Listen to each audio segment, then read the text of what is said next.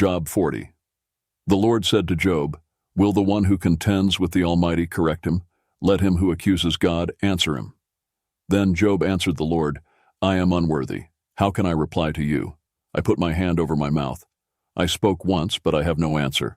Twice, but I will say no more." Then the Lord spoke to Job out of the storm, "Brace yourself like a man. I will question you, and you shall answer me. Would you discredit my justice? Would you condemn me to justify yourself? Do you have an arm like God's, and can your voice thunder like his? Then adorn yourself with glory and splendor, and clothe yourself in honor and majesty.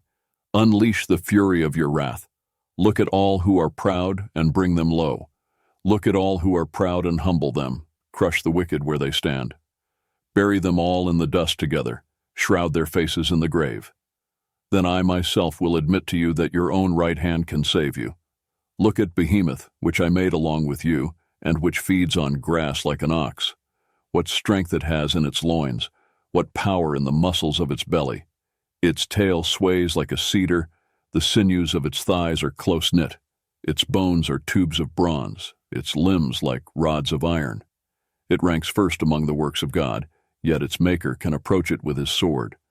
The hills bring it their produce, and all the wild animals play nearby. Under the lotus plants it lies, hidden among the reeds in the marsh. The lotuses conceal it in their shadow. The poplars by the stream surround it.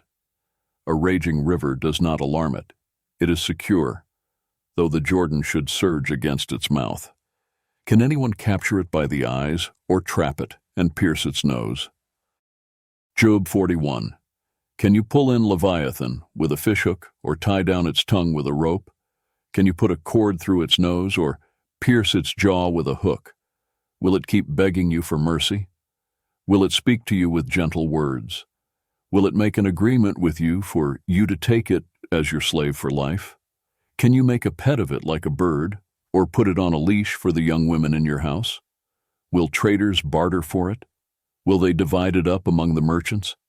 Can you fill its hide with harpoons or its head with fishing spears? If you lay a hand on it, you will remember the struggle and never do it again. Any hope of subduing it is false. The mere sight of it is overpowering. No one is fierce enough to rouse it. Who then is able to stand against me? Who has a claim against me that I must pay? Everything under heaven belongs to me. I will not fail to speak of Leviathan's limbs, its strength, and its graceful form. Who can strip off its outer coat? Who can penetrate its double coat of armor? Who dares open the doors of its mouth, ringed about with fearsome teeth? Its back has rows of shields tightly sealed together.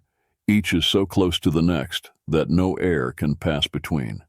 They are joined fast to one another. They cling together and cannot be parted. Its snorting throws out flashes of light. Its eyes are like the rays of dawn. Flames stream from its mouth. Sparks of fire shoot out. Smoke pours from its nostrils as from a boiling pot over burning reeds. Its breath sets coals ablaze, and flames dart from its mouth. Strength resides in its neck. Dismay goes before it. The folds of its flesh are tightly joined. They are firm and immovable. Its chest is hard as rock, hard as a lower millstone. When it rises up, the mighty are terrified. They retreat before its thrashing. The sword that reaches it has no effect, nor does the spear, or the dart, or the javelin. Iron it treats like straw, and bronze like rotten wood. Arrows do not make it flee. Slingstones are like chaff to it. A club seems to it but a piece of straw. It laughs at the rattling of the lance. Its undersides are jagged potsherds, leaving a trail in the mud like a threshing sledge. It makes the depths churn like a boiling cauldron, and stirs up the sea like a pot of ointment. It leaves a glistening wake behind it. One would think the deep had white hair. Nothing on earth is its equal, a creature without fear. It looks down on all that are haughty. It is king over all that are proud. Job 42. Then Job replied to the Lord, I know that you can do all things. No purpose of yours can be thwarted. You asked, who is this that obscures my plans without knowledge? Surely I spoke of things I did not understand, things too wonderful for me to know. You said, listen now, and I will speak.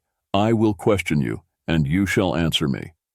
My ears had heard of you, but now my eyes have seen you. Therefore I despise myself and repent in dust and ashes. Epilogue. After the Lord had said these things to Job, he said to Eliphaz the Temanite, I am angry with you and your 2 friends, because you have not spoken the truth about me, as my servant Job has. So now take 7 bulls and 7 rams, and go to my servant Job, and sacrifice a burnt offering for yourselves. My servant Job will pray for you, and I will accept his prayer and not deal with you according to your folly. You have not spoken the truth about me, as my servant Job has. So Eliphaz the Temanite, Bildad the Shuhite, and Zophar the Naamathite did what the Lord told them, and the Lord accepted Job's prayer. After Job had prayed for his friends, the Lord restored his fortunes and gave him twice as much as he had before. All his brothers and sisters, and everyone who had known him before, came and ate with him in his house. They comforted and consoled him over all the trouble the Lord had brought on him, and each one gave him a piece of silver and a gold ring. The Lord blessed the latter part of Job's life more than the former part. He had 14,000 sheep, 6,000 camels, 1,000 yoke of oxen, and 1,000 donkeys. And he also had 7 sons and 3 daughters. The first daughter he named Jemimah, the second Keziah, and the third Keren-Happuch. Nowhere in all the land were there found women as beautiful as Job's daughters, and their father granted them an inheritance along with their brothers. After this, Job lived 140 years. He saw his children and their children to the 4th generation. And so Job died, an old man and full of years.